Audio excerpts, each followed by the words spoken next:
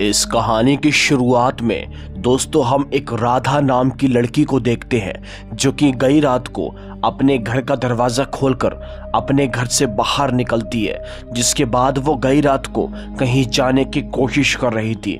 उस वक्त पर दोस्तों राधा ने अजीब से कपड़े पहने थे, जैसे कि वो दुल्हन बन चुकी हो। उसने शादी का लहंगा भी पहना हुआ था, साथ ही साथ बड़े ही सज धज कर वो कहीं जा रही थी। अब रास्ते में दोस्तों यहाँ पर राधा की एक दोस्त उसे मिलती है जिसका नाम दीप्ति होता है। दीप्ति भी राधा के साथ इसी गांव के अंदर रहती है। दीप्ति उससे बोलती है कि आगे का सफ़र तुमको तय करना होगा, जल्दी जल्दी आगे बढ़ते जाना। अगर रास्ते में तुमको कोई भी मिले या कोई भी तुम्हें तुम्हारी मंजिल तक जाने से रोके तो तुम उसकी बात को नहीं सुनना और सिर्फ अपनी मंजिल तक बढ़ती जाना। दीप्ति की ये बात सुनने के बाद दोस्तों राधा फौरन ही अब आगे बढ़ना शुरू कर देती है और रास्ता दोस्तों बहुत ज़्यादा खतरनाक हो रहा था, बाहरी जंगल का इलाका था। अब जब दोस्तों राधा कुछ दूर आगे बढ़ती जा रही थी कि अचानक से उसे कुछ डरावनी औरतें मिलती हैं जो कि उससे बोलती हैं कि तुम्हें आगे नहीं जाना चाहिए, तुम आगे जाकर बहुत बड़ी गलती कर रही हो। राधा उनकी बात को नहीं मानती और सिर्फ आगे की ओर को बढ़ती जाती है। अब राधा दोस्तों कुछ दूर आगे बढ़ने ही वाली थी कि अचानक से दोस्तों एक औरत उसका रास्ता रोक लेती है जो कि ऊपर की ओर को बैठी हुई थी। वो औरत दिखने में बहुत डरावनी दिख रही थी, किसी चुड़ैल से कम नहीं थी। वो औरत राधा से बोलती है कि आगे मत जा, मेरी बात को मान जा, वरना जिंदगी भर तू पछताती रहेगी। लेकिन राधा को दीप्ति की बात ध्यान आती है कि रास्ते में कोई भी रोके किसी की बात को नहीं सुनना। इसीलिए दोस्तों राधा उस औरत की बात को नहीं मानती और आगे की ओर को बढ़ना शुरू कर देती है। वो औरत बार बार उससे रोक रही थी लेकिन राधा उसकी बात को नहीं मानती। अब कुछ ही देर के बाद दोस्तों राधा यहाँ पर चलते चलते एक तालाब के किनारे पहुँच जाती है। वो बहुत अजीब सी जगह होती है, वो जगह पूरी तरह से सुनसान हो रही थी और कुछ देर के बाद उस तालाब के अंदर से एक खतरनाक सा दिखने वाला दानव बाहर निकलता है। जब राधा इस शैतान को अपनी आंखों से देखती है तो उसकी आंखें फटी की फटी रह जाती हैं। उसे कुछ भी समझ में नहीं आता कि आखिर उसकी दोस्त दीप्ति ने उसे ये कहां पर भेज दिया। वो दानव, वो शैतान उससे बोलता है कि मैं तुम्हारी सारी इच्छाएं पूरी करूंगा लेकिन तुम्हें मेरी एक इच्छा पूरी करनी होगी। यानी कि दोस्तों ये दानव जन्मों से हवस का प्यासा है। ये दोस्तों यहाँ पर राधा के साथ में संभोग की मांग कर रहा था। इसीलिए दोस्तों राधा को यहाँ पर कुछ भी अच्छा नहीं लगता और दोस्तों वो फौरन ही अपनी जान बचाकर वहां से भाग जाती है। लेकिन दोस्तों वो दानव बोलता है कि अब तुम्हें मुझसे कोई नहीं बचा सकता, तुम मुझसे अपना पीछा कभी नहीं छुड़ा पाओगी। दोस्तों राधा फौरन ही भागती भागती जब यहाँ से जा रही थी तो रास्ते में उसे वही डरावनी बूढ़ी औरत मिलती है। वो बोलती है कि मैंने तुझे मना किया था कि तू आगे मत जा, लेकिन अब तुझे कोई नहीं बचा सकता, तू जिंदगी भर उस दानव से अपना पीछा नहीं छुड़ा पाएगी। राधा दोस्तों फौरन ही उसकी बात बिना सुने ही वहां से भाग जाती है क्योंकि वो बहुत ज्यादा डर चुकी थी। अब तभी दोस्तों यहाँ पर राधा अपने घर पर सही सलामत पहुंच जाती है। बट सवाल ये उठता है कि राधा यहाँ पर उस रास्ते पर क्यों जा रही थी अपनी दोस्त के बताने पर। तो दोस्तों इसके पीछे एक बहुत बड़ी सच्चाई है जिसके बारे में आपको थोड़ी देर में पता चलेगा। जब राधा अपने घर पर जाती है तो दोस्तों हमको दिखाया जाता है कि वो अपने पति के साथ में रहती है, यानी कि वो शादीशुदा है। और तभी दोस्तों हम देखते हैं कि राधा अपने पति के बगल में जाकर सो जाती है। इसके बाद में दोस्तों यहाँ पर सुबह होती है। सुबह दोस्तों राधा यहाँ पर एकदम से जब उठती है तो बहुत तेज चिल्ला जाती है क्योंकि उसे उसके बेड पर उसका पति नहीं दोस्तों वही शैतान दिखाई देता है। यानी कि दोस्तों अब वो शैतान राधा को परेशान करने की कोशिश कर रहा था। कुछ ही देर के बाद जब राधा उठती है तो शैतान दोस्तों अपनी बड़ी बड़ी पूंछों के जरिए, अपने हाथों के जरिए राधा के शरीर को जकड़ना शुरू कर देता है। वो दानव एक अष्टभुजी की तरह दिखाई दे रहा था, यानी कि ऑक्टोपस की तरह। वो हैवान, वो शैतान राधा को बुरी तरह से जकड़ता है, जिसके बाद राधा को तकलीफ होना शुरू हो जाती है। अब तभी दोस्तों कुछ ही देर के बाद वो शैतान वहां से गायब हो जाता है और राधा यहाँ पर फौरन ही अपने कमरे से बाहर निकलकर अपने फौरन ही यहाँ पर पति और अपनी सास के पास जाती है।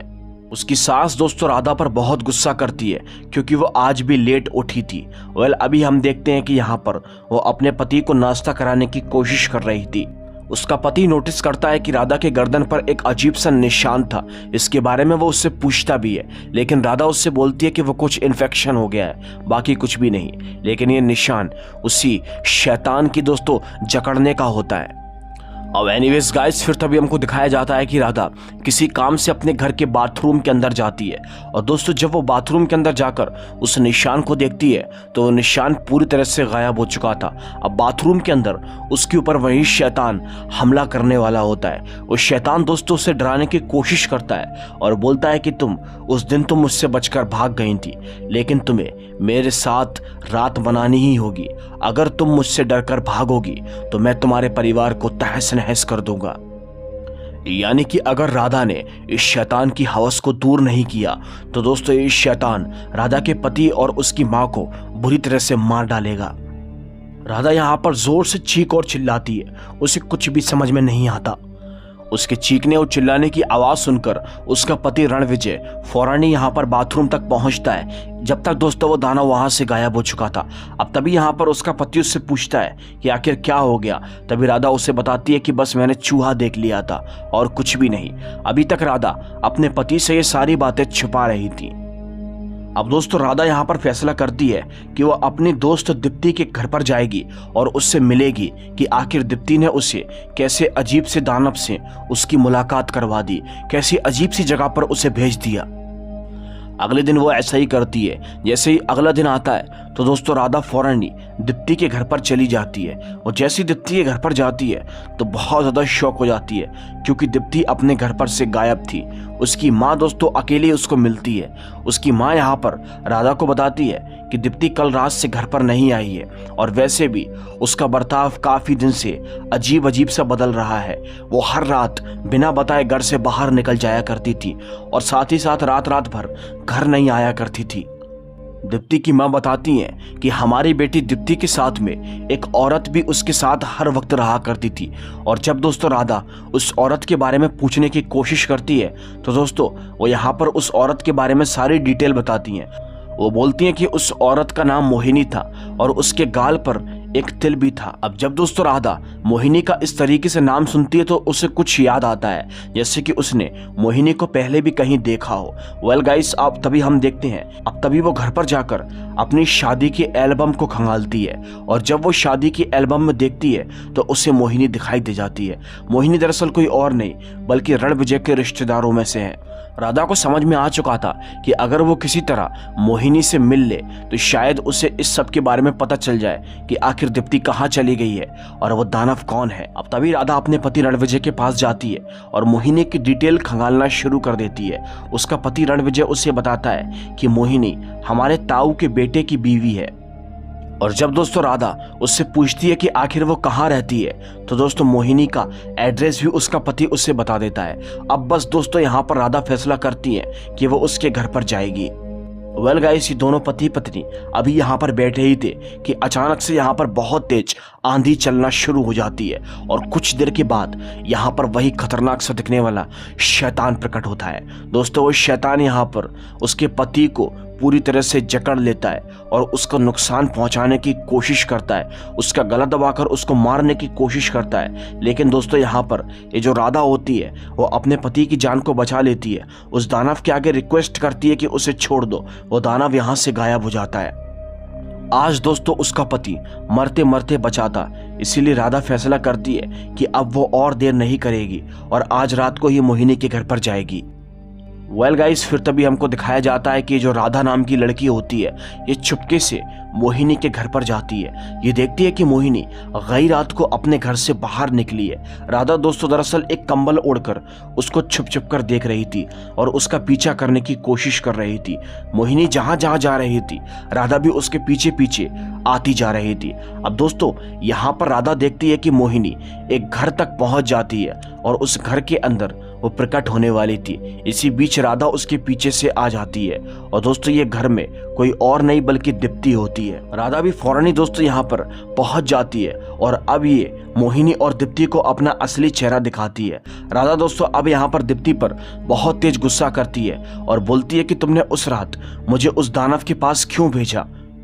उस दानव ने मेरी जिंदगी को नर्क बनाकर रख दिया है। उसने आज मेरे पति पर भी हमला करने की कोशिश की, उसे मारने की कोशिश की। अब तभी हमको एक रहस्य के बारे में पता चलता है कि उस रात दोस्तों आखिरकार ये जो राधा नाम की लड़की है ये अपनी दोस्त की बातों में आकर उस दानव के पास क्यों गई थी। दरअसल इसके पीछे की सच्चाई कुछ यूं है कि दोस्तों राधा को काफी सालों से संतान नहीं हो रही है। इनकी शादी को 5 साल लगभग हो चुका है, लेकिन इनके कोई भी बच्चा नहीं है। और अक्सर राधा की सास ये बात करती थी कि अगर वो इस बार बच्चा नहीं दे पाए तो उसे घर से बाहर निकाल दिया जाएगा और उसके पति की दूसरी शादी कर दी जाएगी। इसलिए राधा काफी परेशान थी, इसीलिए वो अपने दोस्त दीप्ति के पास में गई। दीप्ति ने उससे कहा था कि मैं एक जगह को जानती हूँ जहाँ पर एक दानव लोगों की इच्छाओं को पूरी करता है। इसीलिए दोस्तों यहाँ पर दीप्ति की बातों में आकर राधा उस जगह पर चली गई थी उस दानव से संतान मांगने के लिए। लेकिन दोस्तों वो दानव संतान कोई इच्छा पूरी करके नहीं देता, बल्कि वो दानव संभोग करके संतान को देता है।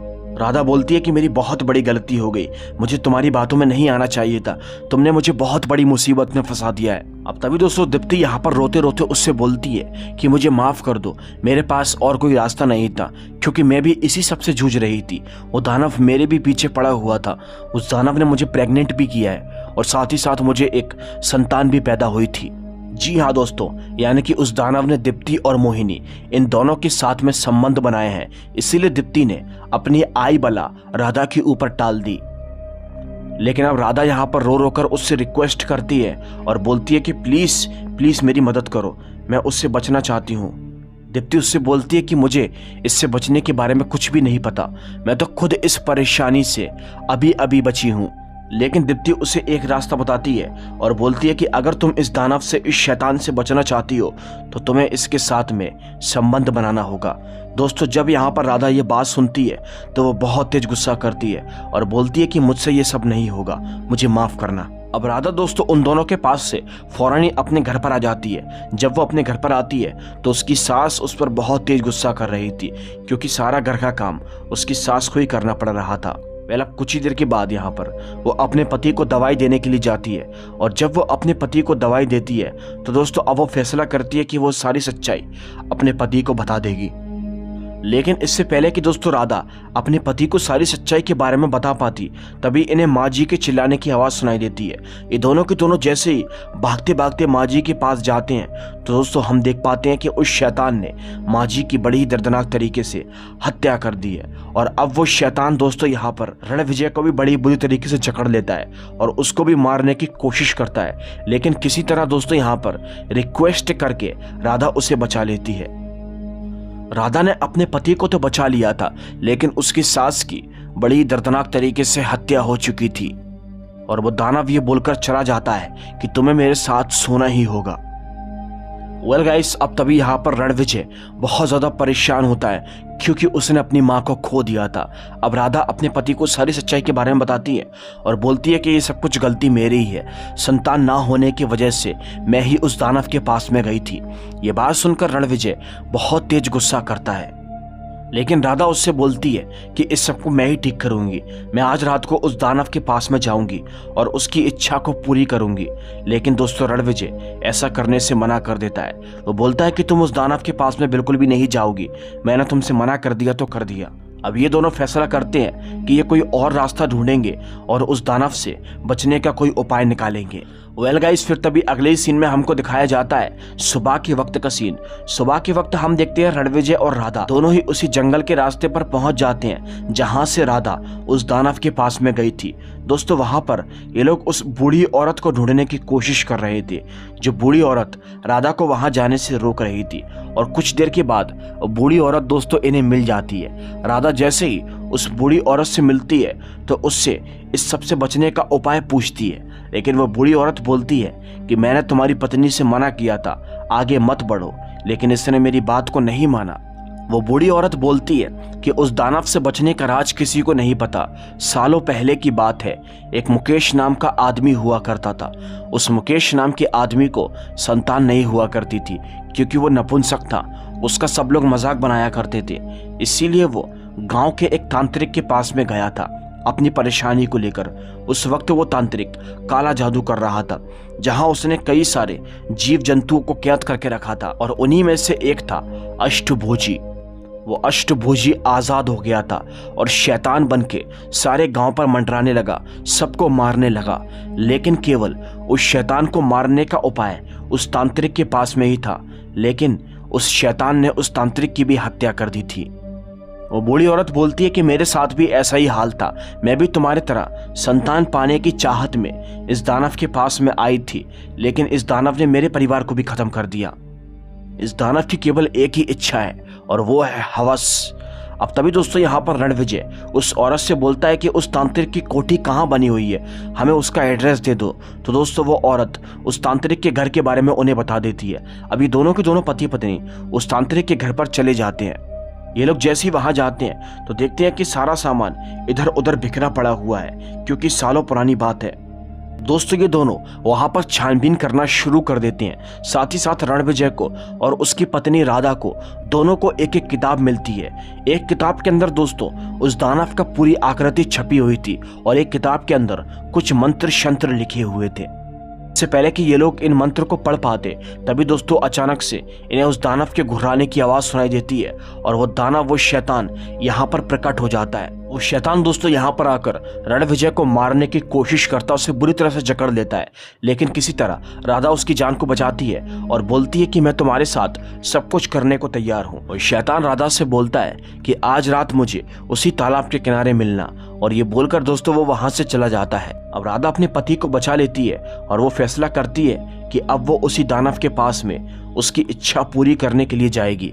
इसीलिए दोस्तों अगली रात को वो फौरन ही यहाँ पर अच्छे तरीके से तैयार होती है और तैयार वगैरह होने के बाद वो उसी रास्ते पर से उस तालाब के किनारे पहुंच जाती है। और जैसे उस तालाब के किनारे जाती है तो वो शैतान उसके सामने प्रकट होता है और वो शैतान उसके करीब आने की कोशिश करता है, लेकिन राधा उससे बोलती है कि इतनी भी जल्दी क्या है, अभी हमें सारी तैयारियां कर लेनी चाहिए क्योंकि इतनी अच्छी रात है आज।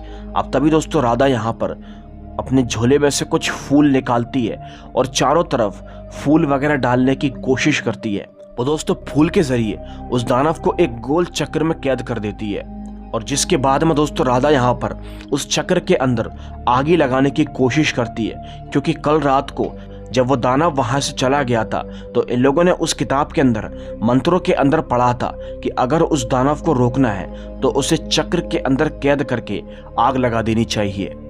इसलिए राधा यहाँ पर आग लगाने की कोशिश करती है, लेकिन वो दानव उसे आग नहीं लगाने देता।